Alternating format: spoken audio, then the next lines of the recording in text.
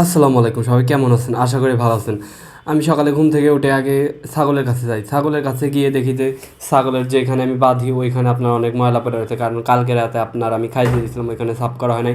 এই জন্য আমি সকালবেলা উঠে আগে উঠানটা সুন্দর করে হুইড়া নিই। যেমন আমার ছাগল যে জায়গায় থাকে ওই জায়গাটা শুধু আমি সুন্দর করে ভালোভাবে, আমার ভাগ্নেটা এসে আমার সাথে শুধু মজা করতেছে, আমার হুড়া দেখতেছে আর বলতেছে, মামা মামা আমি হুড়বো, আমি হুড়বো হুড়বো, এগুলা বলতেছে। আমি ওর সাথে একটু মজা করে তারপরে সুন্দর করে আপনার ভালোভাবে হুড়ে আপনি, প্রথমে আমি ছাগলের কাছে গেলাম। ছাগলের কাছে গিয়ে আমি প্রথমে সাদা ছাগলটা খুলে দিলাম।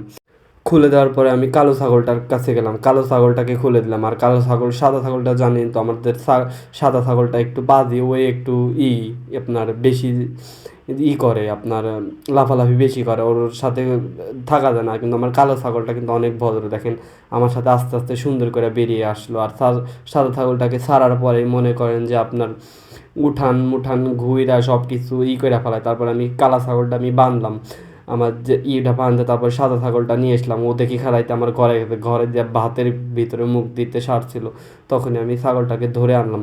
ধরে আনার পরে আমি আমার ছাগলটাকে ওই আমার খুঁটাতে বাঁধলাম। বাঁধার পরে আমি পরে আপনার ফ্রেশ হলাম। ফ্রেশ হওয়ার পরে আমি আপনার খড় ভুসি আর এগুলো হাবিজাবি মিশায় সুন্দর করে ছাগলটাকে খাইতে দিলাম। কারণ আজকে একটু খাবার আমার নিয়ম হয়েছিল, কারণ এই জন্য ছাগলটা ভালোভাবে খাইতে চাইলো না।